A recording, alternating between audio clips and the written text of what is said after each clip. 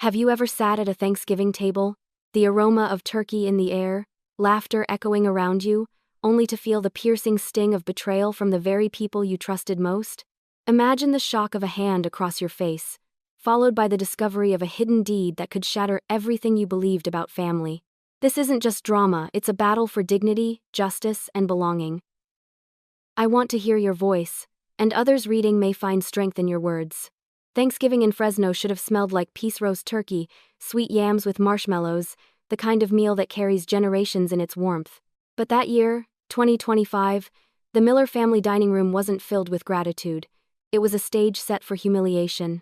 Jessica Miller sat at the oak table, smoothing the edge of the hand-stitched placemats she'd made, a quiet tribute to her late grandmother Maggie Johnson. Across from her, Amanda, older, louder, always the family's golden child, was dressed in a new silk blouse she clearly couldn't afford. Their parents, Linda and Robert, beamed at her as if she'd lit up the entire house. Brandon, Amanda's husband, leaned back smugly in his chair, scrolling his phone as if he owned the room. The meal had barely started when Amanda's voice cut through the clatter of silverware. "This ranch is worth a fortune now," she declared, her fork tapping the edge of her plate. "Silicon Valley developers are paying top dollar. Mom and Dad agree it's time to sell." Jessica's breath caught. Sell? The almond orchard that had stood since the 1950 seconds? The ranch Maggie had poured her life into? She swallowed hard, her eyes darting to her parents. Linda dabbed her lips with a napkin, nodding. Robert kept his gaze on his plate, grumbling something that sounded like agreement. Jessica's pulse thudded. "Did you run this by me?" she asked, her voice steady but trembling at the edges. Amanda let out a sharp laugh. "Why would we? You're just the helper, Jess. Always the one patching things up, never making real decisions." And then, before Jessica could react, Amanda's hand lashed out across the table.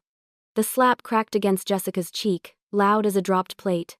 For a heartbeat, the room went still. Then, her parents did the unthinkable. Linda clapped lightly, chuckling, and Robert gave a gravelly laugh, as if applauding a cruel performance. Heat burned through Jessica's face, her cheeks stinging, but a strange calm slid over her. She had been the family's doormat for years, covering repairs, writing checks, swallowing lies, but that moment, something inside her snapped back into place. She smiled a slow, deliberate smile and reached under the table for her leather bag. The laughter faltered as she pulled out a thick manila folder, the edges worn from her grip. She slapped it down on the table, the sound echoing like a judge's gavel. Forks clattered, wine glasses trembled. Brandon straightened, narrowing his eyes. Amanda froze, her smugness curdling into unease. Jessica's voice was soft, but it cut sharper than any scream. "You've given me 10 minutes to get out? Then I'll give you 5 minutes. 5 minutes to understand that this ranch is not yours to sell." The room turned to stone. Amanda's face drained of color, her fork slipping from her hand. Brandon's smirk vanished. Linda's lips parted, but no words came. Even Robert's shoulders stiffened as if bracing for impact. Jessica didn't explain. Not yet. She wanted them to squirm, to feel the ground shifting beneath them. For years they had dismissed her as the quiet one, the fixer, the one who would always bend. But not tonight.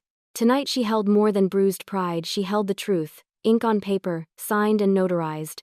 She tapped the folder once, deliberately, watching their eyes track the motion.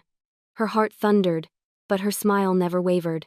"Everything you've built on lies is about to crumble," she said softly, her words hanging in the air heavier than the scent of turkey. Silence swallowed the dining room, broken only by the hum of the refrigerator in the kitchen. The children shifted uncomfortably in their seats, clutching their new tablets tighter. Amanda's jaw worked soundlessly, rage and panic flickering in her eyes. Jessica leaned back, her cheeks still hot from the slap, and let the silence stretch. She wanted them to taste fear, to sense that the game they thought they controlled was already lost. And then she closed the folder slowly, slid it back into her bag, and met Amanda's glare head-on.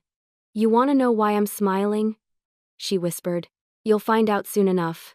The room exhaled at once, but the tension stayed coiled, thicker than ever.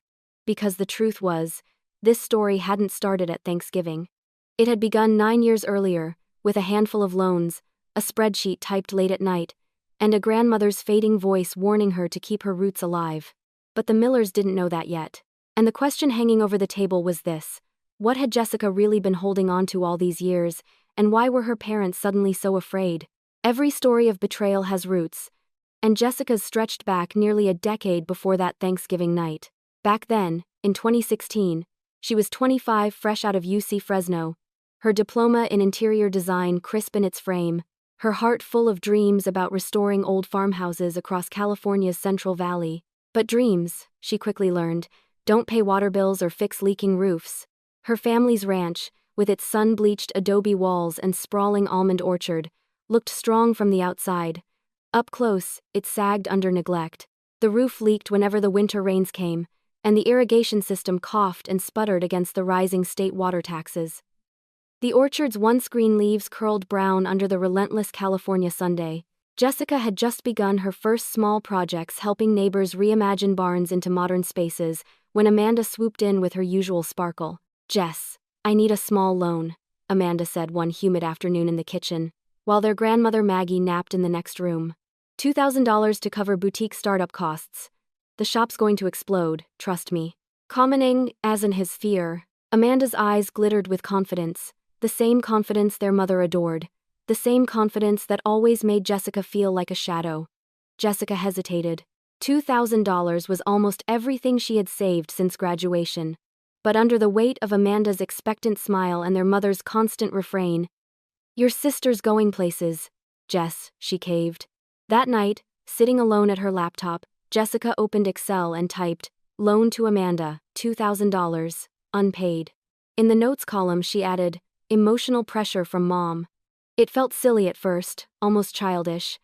But as the months passed, those entries piled up like bricks in a wall. Another 1,000 for Amanda's inventory. 5,000 more when the boutique's roof needed repairs. Meanwhile, Jessica was the one crawling through the ranch attic with a flashlight, patching holes while her father shrugged and said, "It's old. What can you do?" Every month, Jessica bled another $300 into the ranch, fixing broken pumps, replacing cracked pipes, while Amanda breezed in with excuses and shopping bags. Their mother, Linda, glowed with pride at every new photo Amanda posted online, standing in her boutique beneath bright lights. Robert nodded along, proud of Amanda's bold spirit. And Jessica? She became invisible. Night after night, she sat at the kitchen table with only the hum of the refrigerator for company, logging entries into her spreadsheet. $300, irrigation parts. $1,200, roof repairs. $1,500, new pump. The blinking cursor felt like an accusation. Her grandmother Maggie noticed. One evening, when the old woman shuffled into the kitchen, she laid a hand on Jessica's arm. Her skin was paper-thin, her fingers rough from decades of pruning almond branches. "Keep those records close, child," she whispered. "Roots without proof wither in the drought." Jessica swallowed hard.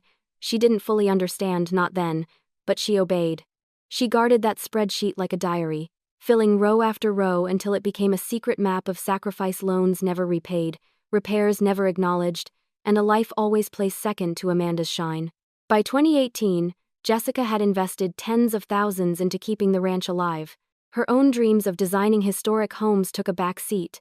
She told herself she was holding the family together. She told herself one day they'd appreciate it. But deep down, resentment festered.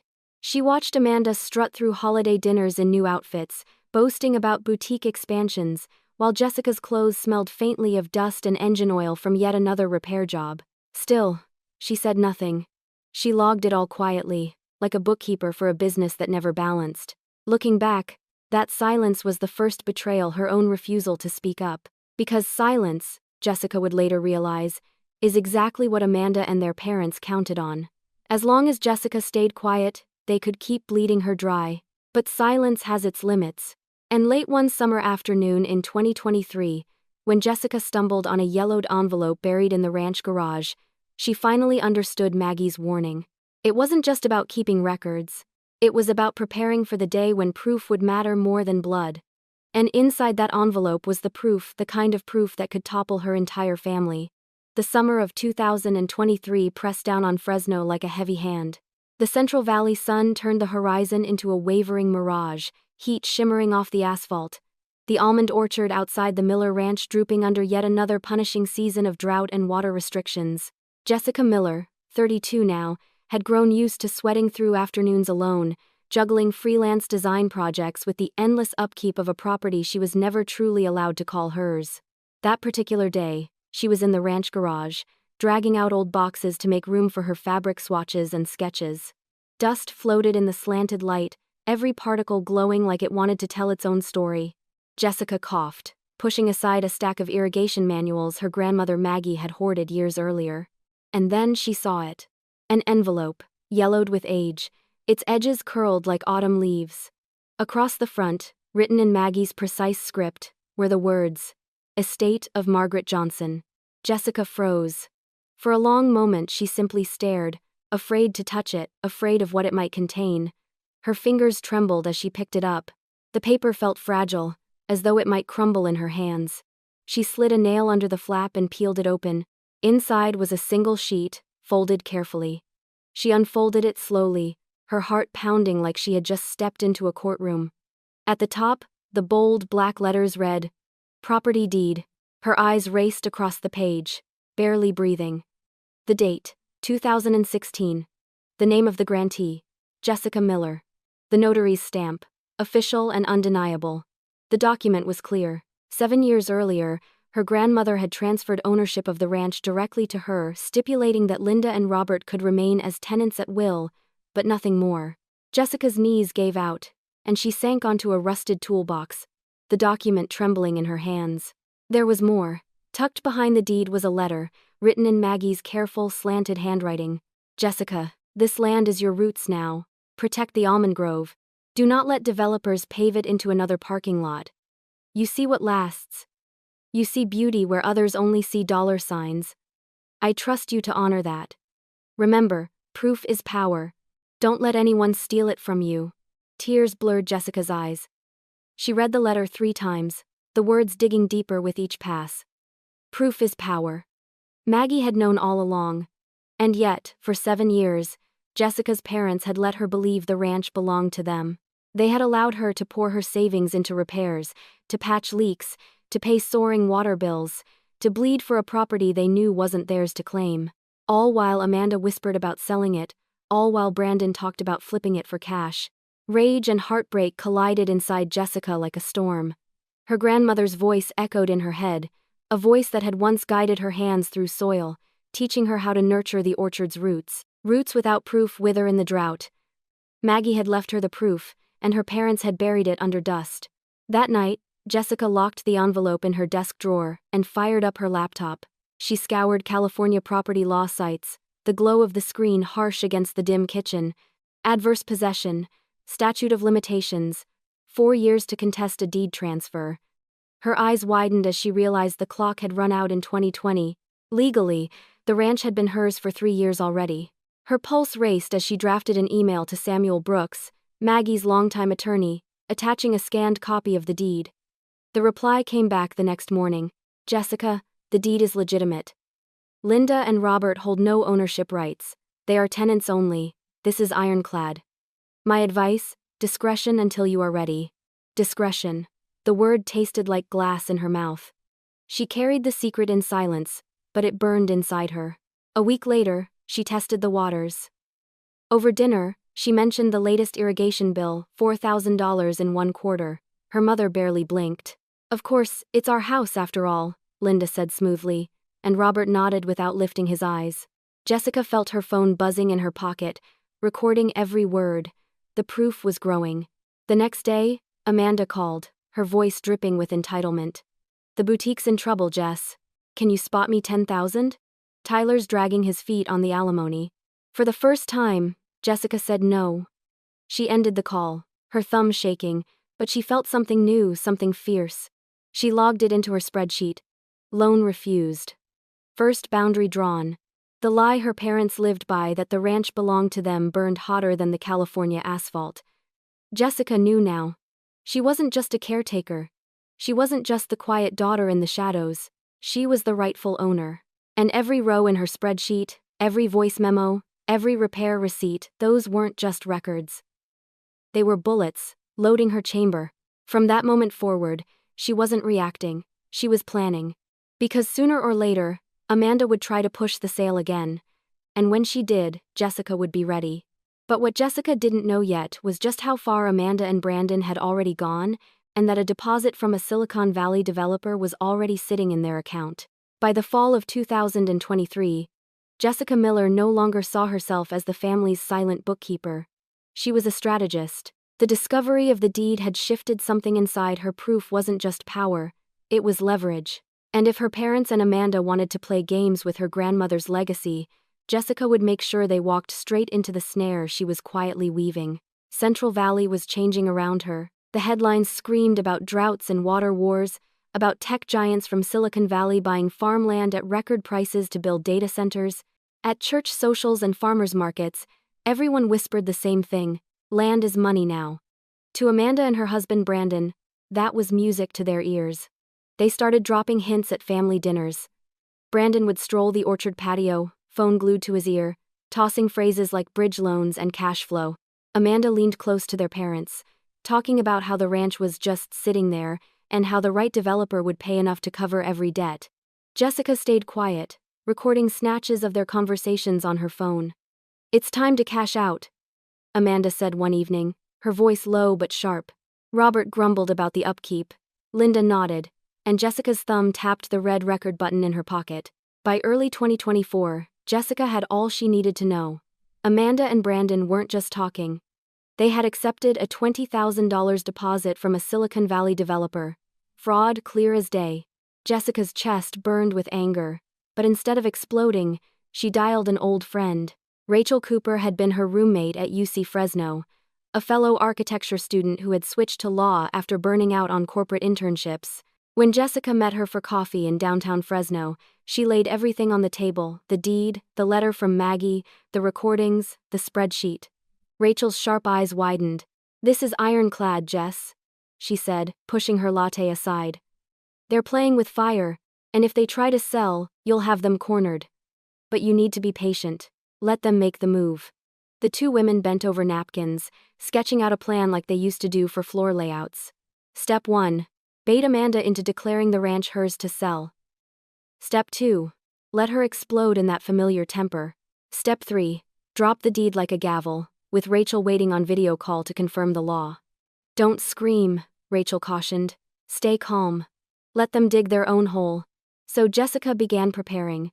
She photographed every invoice: $2,000 for a cracked irrigation pipe, $5,000 in roof repairs, $300 monthly for water surcharges. She labeled and logged each one in her spreadsheet, building an undeniable paper trail. $35,000 since her grandmother's passing. Meanwhile, Amanda's demands grew desperate. "Jess, the boutique's shipment is stuck in customs," she snapped over the phone that spring. "I need $5,000. Tyler swears it's the last time." Linda followed up with a guilt-laced text. "Your sister's trying so hard." Jessica stared at the screen, then typed back. "Can't. Ranch bills are piling up." She hit send, her fingers steady, her resolve stronger than it had ever been. The silence on Amanda's end was delicious. For once, Jessica wasn't the family's safety net, but Amanda wasn't finished. She started circling the ranch more often, whispering with Linda on the porch, scribbling notes with Brandon while the kids played with their tablets inside. Jessica captured their voices in bits and pieces. Talk of signing papers quickly, Brandon chuckling about consulting fees. Each recording was another nail in their coffin. By the summer of 2025, Jessica had built her arsenal. The deed, the letter, the spreadsheet, the audio files, and Rachel on standby. All she needed was the right moment. That moment came with the invitation to Thanksgiving. Jessica knew Amanda too well. The ranch was her stage, her chance to humiliate Jessica once again in front of their parents, her husband, even her kids. But this time, Jessica wasn't walking in as the family's quiet fixer. She was walking in, armed with truth, ready to detonate it. On the morning of Thanksgiving, as she stuffed the turkey with almonds and herbs, Jessica tucked her phone into her apron pocket, already set to record. The manila folder sat in her bag by the chair. The trap was baited, the net strung tight. She glanced out the window at the almond grove, the branches rustling in the cool November breeze. The orchard seemed to whisper with her grandmother's voice. Roots without proof wither in the drought. Jessica smiled, steady and certain. Tonight, they would finally see who held the proof. And as Amanda's car rolled up the driveway, kids in tow and Brandon already smirking, Jessica tightened her grip on the folder. The battle for the ranch was about to begin. Thanksgiving had always been Jessica Miller's favorite holiday as a child. The smell of roasted turkey, the clatter of plates, her grandmother Maggie's voice telling old stories by the fire. But that November night in 2025, the Miller family's Thanksgiving table wasn't a place of gratitude. It was a battlefield, and Jessica walked into it knowing exactly how the war would end. She had spent the morning cooking in the ranch's sunlit kitchen, stuffing the bird with almonds from the orchard, whipping potatoes until they were creamy and smooth, but every motion was mechanical, her mind fixed on the manila folder resting in her bag, and the phone tucked discreetly in her apron pocket, recording already blinking red. By late afternoon, Amanda arrived, 20 minutes late as always, wearing a designer coat she could never afford. Brandon swaggered in behind her, his cufflinks glinting. Their kids, Logan and Riley, clutched new tablets that screamed of debt and desperation. Linda and Robert fawned over them at once, their laughter booming. Ignoring the handmade placemats Jessica had carefully stitched in memory of Maggie. Dinner began with forced pleasantries. Glasses clinked, turkey was carved, and for a brief moment, Jessica wondered if she could stomach one more year of silence. But then Amanda leaned forward, eyes glittering, and dropped the match. "This ranch is prime real estate," she said, her voice sharp and confident. "Developers are paying millions for land like this, and Mom and Dad have already agreed, we're selling." Jessica's fork froze midway to her mouth. She had expected it, but the brazenness still made her chest tighten. She set the utensil down gently, her eyes calm. "You ran this by me, didn't you?" she asked softly. "Last I checked, this was Mom and Dad's place." Amanda's smile curled into a sneer. "Why would we? You're just the helper, Jess. Always fixing pipes and patching roofs, but never really part of the decision-making. Know your place." And with that, Amanda's hand snapped across the table, slapping Jessica's cheek so hard the sound ricocheted off the stucco walls. The room went dead silent. Then came the laughter. Linda clapped her hands, chuckling. "About time, Amanda." Robert's gravelly chuckle followed. Even Brandon smirked, leaning back in his chair, as though the show was for his entertainment. Jessica's face burned, her cheek throbbing, but her heart remained steady. For years, she had swallowed humiliation, patched leaks and written checks, all while they fed off her silence. Not tonight. She smiled slowly, deliberately, and reached down for her bag. The laughter faltered. She pulled out the thick manila folder, slapped it onto the table with a resounding thud. The glasses rattled. Amanda's fork clattered onto her plate. Jessica's voice was quiet but sharp as a blade. "You've given me 10 minutes to get out? Then I'm giving you 5 minutes to realize this ranch is not yours to sell." Confusion rippled through the room. Brandon sat up straight, frowning. "What the hell is this?" Jessica tapped her phone, and the video call connected. Rachel Cooper's calm face appeared on the screen, her voice steady. "I'm attorney Rachel Cooper. I've reviewed the deed to this property. Jessica Miller owns the ranch outright. It was deeded to her in 2016 by her grandmother, Margaret Johnson. The statute of limitations for any challenge expired in 2020. This is uncontestable under California law." The silence was deafening. Amanda's face drained of color, her hands shaking. Logan whimpered. Riley's tablet slipped from her lap. Desperate, Amanda lunged across the table, grabbing for the folder. "This is fake! You're scamming us!" she screamed. Jessica leaned back, unshaken. "You accepted a $20,000 deposit on property you don't own. That's fraud. Good luck explaining that to a judge." Brandon's face flushed crimson. "We'll sue you," he barked, but even he sounded unsure. Jessica tapped her phone again. A recording played through the speaker. Linda's voice from a year earlier, casual over dinner. "Of course it's our house after all." The sound echoed in the stunned dining room. Linda gasped, her napkin trembling in her hand. Robert's fork froze midair, his knuckles white. Amanda's eyes darted wildly, fury and fear battling in her expression. Logan burst into tears. "Aunt Jessica, why are you fighting?" Riley tugged on Amanda's sleeve, ignored. Amanda's glare could have set fire to the table. She yanked Brandon's arm, pulling him and the kids toward the door. "This isn't over," she hissed, slamming it shut so hard the chandelier rattled. The turkey sat untouched, steam curling into the silence. Linda and Robert stared at their plates, their laughter gone, the weight of truth settling over them like ash after a fire. Jessica sat perfectly still, her cheeks still throbbing from Amanda's slap, her chest rising and falling in steady rhythm. She had detonated the truth, but this was only the first explosion. Because now, her parents were staring at her with something darker than anger, fear. And fear always breeds retaliation. The only question was, how far would they go to protect the lies they had lived by for nearly a decade? The Thanksgiving table might have gone silent, but silence was never the end, it was only the beginning. In the days that followed, the Miller Ranch felt less like a home and more like a crime scene, every room echoing with the words Jessica had unleashed. Her parents barely spoke to her. Linda moved around the house like a ghost, eyes rimmed red, clutching tissues in her hand. Robert simmered in his armchair, the television blasting louder than usual, his jaw clenched, veins pulsing in his temple. When they did speak, their words were clipped, almost poisonous. "You're destroying this family over a piece of paper," Robert growled one evening, slamming his fist on the table so hard the salt shaker toppled. Jessica didn't flinch. "That piece of paper is the truth.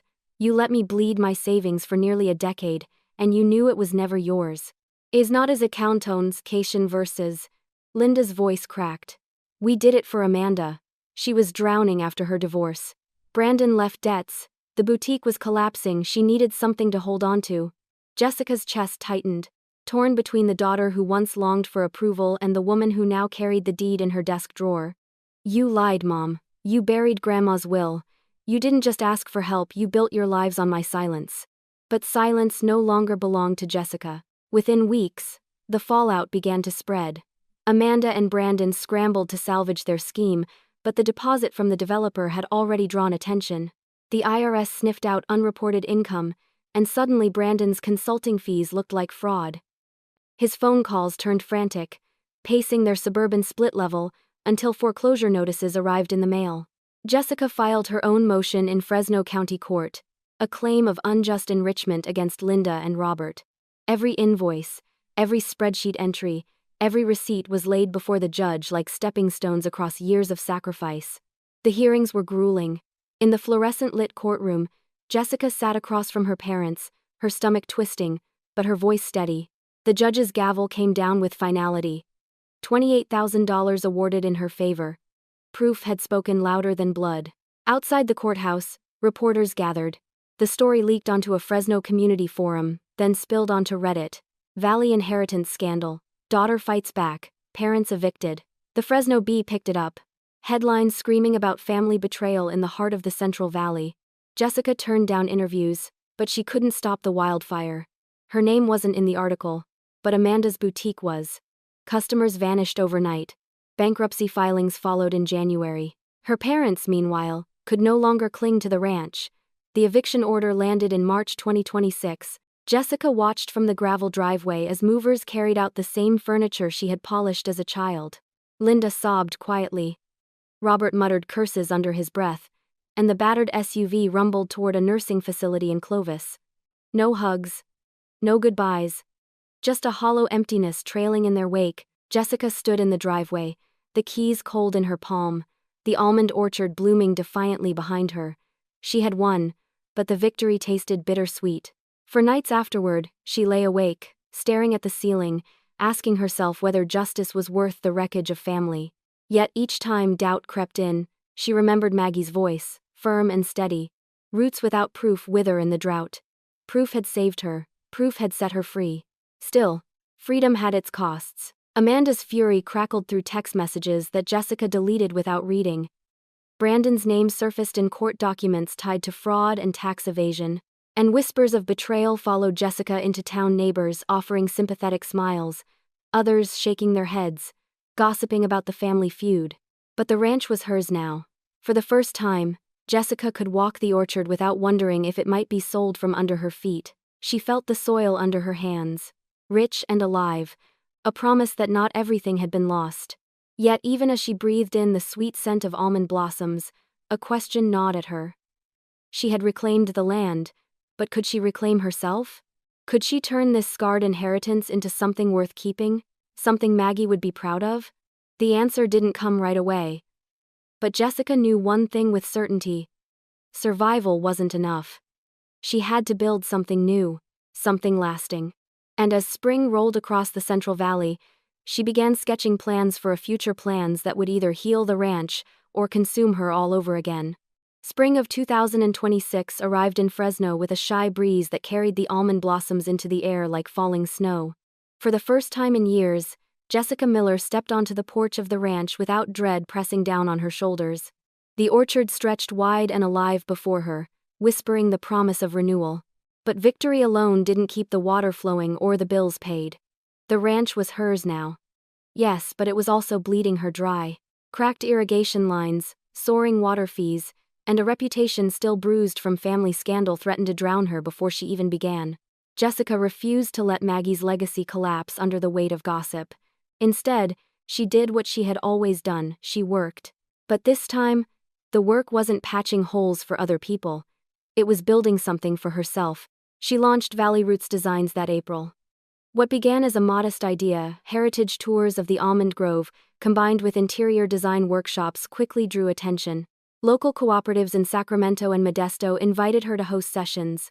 Families came to walk through the orchard, learning about its history while Jessica taught them how to blend old adobe charm with modern design.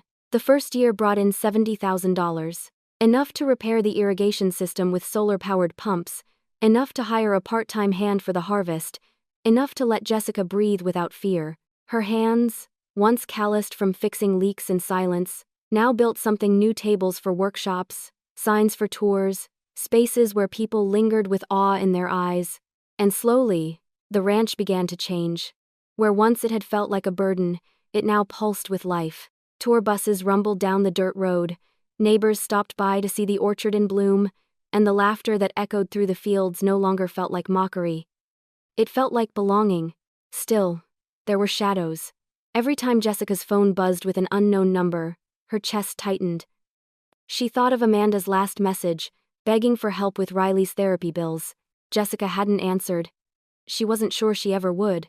As the sun dipped low over the orchard, painting the rows of almond trees gold, Jessica whispered to herself, "The roots are alive again." But in the distance, a question lingered: could she truly protect those roots from the scars of family, or would betrayal find its way back into the soil? By the summer of 2026, the almond grove stood in full bloom, branches heavy with white blossoms that shimmered against the blazing Central Valley sky. Jessica Miller walked between the rows, fingertips brushing against petals that carried her grandmother's memory. For the first time, the ranch felt like hers, not as a burden, but as a living testament. Her phone buzzed in her pocket. Another message from Amanda. Another plea for money, this time for Riley's therapy bills. Jessica's chest tightened. There had been a time she would have opened her wallet without hesitation, sacrificing herself to keep the family afloat. But that woman was gone. She deleted the message unread, not out of cruelty, but out of survival. Maggie's words echoed through the orchard.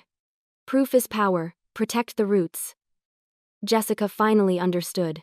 Protecting the ranch meant protecting herself, setting boundaries that even blood couldn't cross. Neighbors spoke of her as the woman who had reclaimed her family's land, who had turned scandal into strength. Tourists wandered the grove, listening to her tell its story. Clients booked her workshops months in advance. Every smile, every handshake, every gasp of wonder reminded Jessica that she had chosen the right path. The ranch would outlast the betrayals. It would stand as proof that justice, though painful, could bloom into something beautiful. As the sun dipped low, painting the fields in gold, Jessica closed her eyes and breathed deep. The air carried the scent of almonds, the sound of bees, the memory of Maggie's rough hands guiding hers. She whispered into the wind, "The roots are safe now." And for the first time, she believed it.